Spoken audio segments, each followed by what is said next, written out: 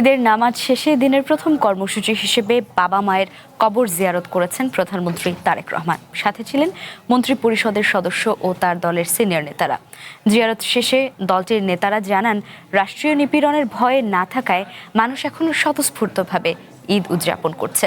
আরও জানান, দেশের শান্তি, সমৃদ্ধি ও জাতীয় ঐক্যের জন্য সবাইকে সাথে নিয়ে সামনে এগোতে চায় সরকার। লাইফে কখন কি হয় গ্যারান্টি আছে? তাই ইন্স্যুরেন্স করুন সিটি ব্যাংকে, কারণ ইন্স্যুরেন্স করলে সিটিতে সুরক্ষা পাবেন নিশ্চিন্তে। ঈদের নামাজ শেষে সিনিয়র নেতাদের নিয়ে বাবা শহীদ রাষ্ট্রপতি জিয়াউর রহমান ও মা বেগম খালেদা জিয়ার সমাধিতে যান প্রধানমন্ত্রী তারেক রহমান। সাথে ছিলেন তার সহধর্মিণী ডাক্তার জুবাইদা রহমান। মা বাবার আত্মার মাগফিরাত কামনা করে দোয়া ও মোনাজাত করেন প্রধানমন্ত্রী। পরে সমাধিস্থল থেকে বের হয়ে শিশু কিশোরদের সাথে ঈদের শুভেচ্ছা বিনিময় করেন তারেক রহমান।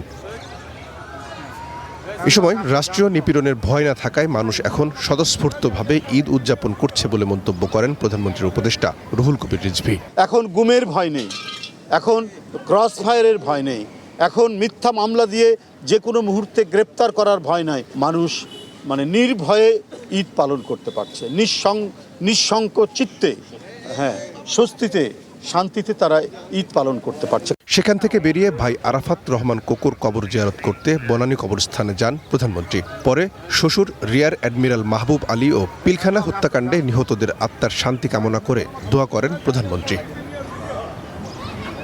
পরে গণমাধ্যমের সাথে কথা বলেন স্বরাষ্ট্রমন্ত্রী সালাউদ্দিন আহমদ। দেশের শান্তি, সমৃদ্ধি ও জাতীয় ঐক্যের জন্য সবাইকে নিয়ে সামনে এগিয়ে যাওয়ার প্রত্যয়ের কথা জানান স্বরাষ্ট্রমন্ত্রী। বাংলাদেশের এই জাতীয় ঐক্যের জন্য, সমৃদ্ধির জন্য এবং আমরা সবাই যাতে ঐক্যবদ্ধভাবে এই জাতির কল্যাণে সবাইকে নিয়ে আমরা সামনের দিকে এগিয়ে যেতে পারি, কারণ আমাদের স্লোগান একটা, সবার আগে বাংলাদেশ।